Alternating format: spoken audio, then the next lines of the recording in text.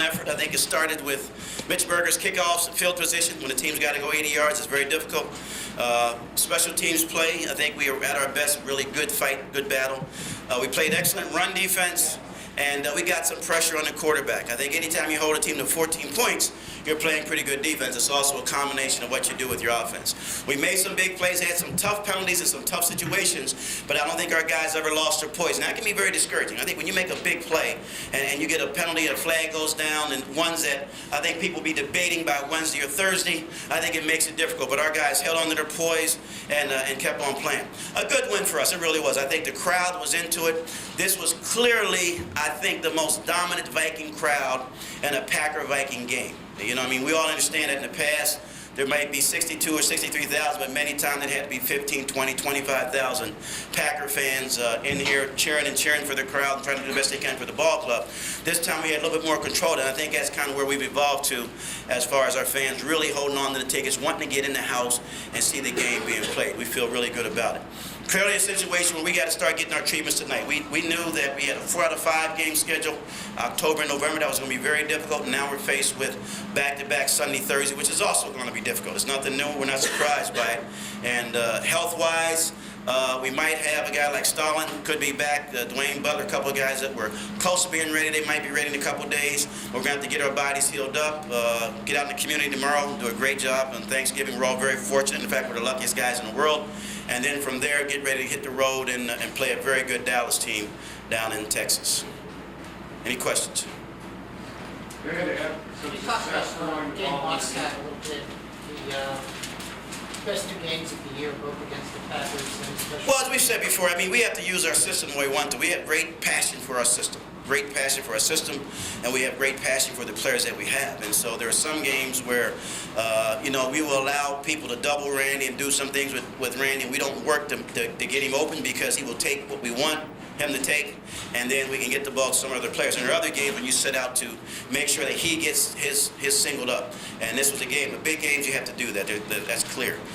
Randy, because of the fact that we had the lead, because of the fact that they had the blitz, because of the fact that they lost one of their cornerbacks, they had to play a little bit more base. They had less flexibility because of that, and so Randy got some singled-up coverage. I think that the comments about Randy being kind of a one-dimensional player that some people have made around the league is really not fair. He does what we ask him to do. Randy can run any route that there is. That was clear-cut today. He can run outs, hooks, catch and run with the ball, and he can also go deep. So he is a kind of a multi-dimensional player, along with Chris Carter.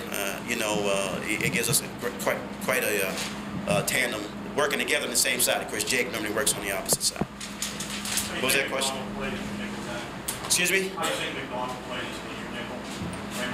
Ramos was solid. I mean, clearly, they didn't make any big plays, and that's the key thing. The front has to take care of what they're doing, get pressure. Ramos went out for his first start, did a solid job. Anthony Bass had his first one. We had a couple of guys that have we've been moving guys up, and it was a solid effort. They didn't get that much yardage, and when you hold them to 14 points and you win the game, that's the #1 objective. Then you're essentially 4 games up and 5 to go. Do you feel like Central champions at this point? I'm not thinking about it. I'll be honest with you. I think that's not our objective. Our objective was to take our phases as we approach them. This is the last game of the 3rd phase. Then we've got 4 games, with some people that we're not that familiar with the exception of Chicago. And then the playoff season starts. Clearly, we'll probably be in the playoffs, but we're not thinking about anything except trying to get as much as we can get with the players that we've got here right now. Again, you last game, big plays over the top. Think you take one underneath a little more what they were getting?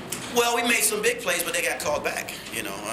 I think that we were patient enough, but I mean, we had, quite a bit of yardage that was called back. But I think you just have to be able to work what they can get. They played a lot of base people because they didn't have the defensive backs. As you know, they've got a roster with 3 cornerbacks and 6 safeties. You know what I mean? And so if you got a lot of safeties, it's a little bit more difficult to play the man coverage when we go 3 wide receivers. And one of the corners got hurt, so that made it even more difficult. Denny, some of your players after the game talked about how confident they feel knowing what Randy Moss can do. How confident are you in what Randy Moss can do? Oh, I'm very confident. I mean, Randy has known his role from the day we drafted him. When I talked to Randy on the telephone, he knew the role that he would play, and he plays that role very well. I think our guys have seen him play and compete. He's never missed practice. He practices every day, and they've seen him make catches, so they know what Randy can do.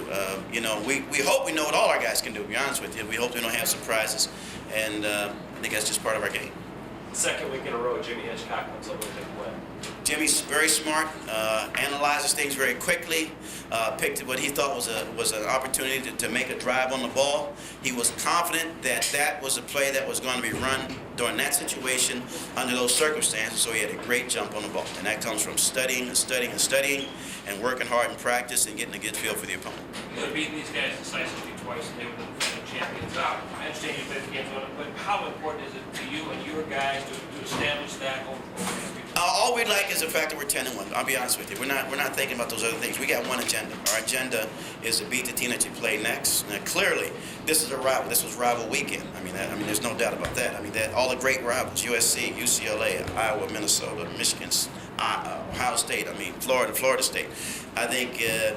For us to be playing Green Bay this weekend, I think we're very fortunate because everybody can relate to what's taking place, during a college game, and I think this is right. There aren't a lot of these type of rivals where, border, all these Wisconsin fans living in Minnesota and all the Minnesota fans living in Wisconsin, that whole thing. And so it was a good, solid game. But all we're really thinking about is the 10 wins and trying to figure out how quickly we can get ourselves back to get win number 11. Then as a guy who likes watching good football, are you looking forward to watching Randy Moss against Sanders? Well, I'd say this. I think that Randy will do better as a result of, better during this game as a result of the battles he had with Darryl Green. So in other words, however he plays, we'll say that he's going to play better than he would have had he not played Darryl Green. Because I think Darryl is one of the great warriors in the game. He's a clear-cut Hall of Fame player, still on the top of his game, one of the fast guys in the game, and him and Randy went at it tooth and nail, a lot. And I think as a result of that, Randy learned a lot, and I think that he still, of course, has a lot to learn, but he'll go out and fight that battle. Randy's a great competitor. Remember, he represents his generation. He's 21 years old.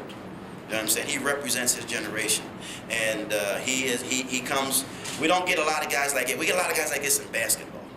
That come in and can just do things instantly the time they set foot on the court, and because sometimes height and because of the way they play the game. But there aren't many guys like Randy that come into the game right away and just say, okay, I'm here and I can make things happen.